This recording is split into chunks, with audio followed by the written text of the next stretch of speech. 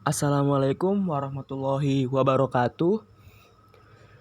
Kali ini saya akan membahas materi tentang siklus Calvin-Benson atau siklus gelap. Apa sih yang dimaksud dengan siklus Calvin atau siklus gelap? Siklus Calvin merupakan salah satu reaksi kimia yang terjadi dalam tumbuhan sebagai salah satu bagian dari proses fotosintesis tanpa memerlukan bantuan cahaya, sehingga seringkali disebut juga sebagai reaksi gelap. Siklus Calvin ini terjadi di dalam kloroplast, tepatnya pada bagian stroma.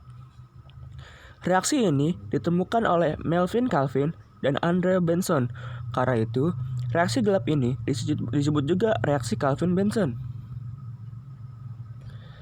Berbeda dengan reaksi terang yang memerlukan cahaya, siklus Calvin-Benson menggunakan ATP dan NADPH2 sebagai energi yang dihasilkan oleh reaksi terang. Dalam siklus Calvin terjadi reaksi fiksasi, yaitu pengikatan CO2 atau karbon dioksida serta mengkombinasikannya dengan ion H+ atau hidrogen dan membentuk gula.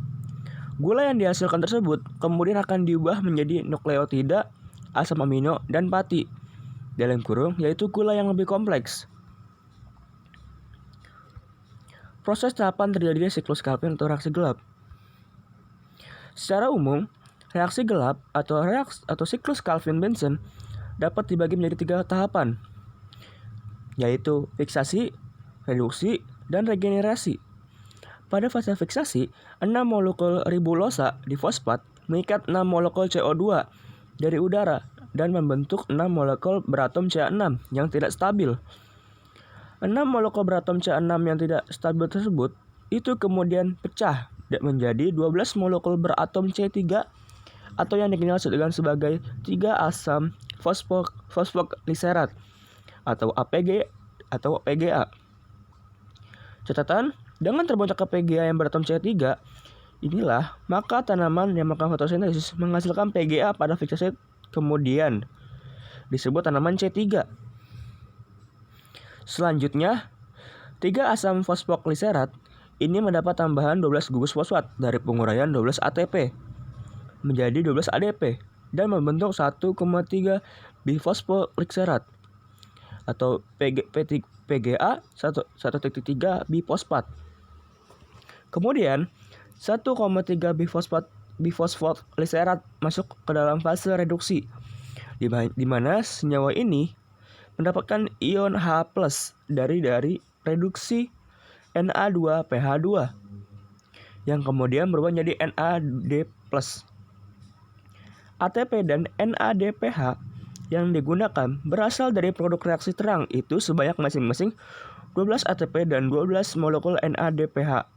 Oleh karena itulah terbentuklah 12 molekul fosfogliseraldehid atau PGAL yang beratom 3C.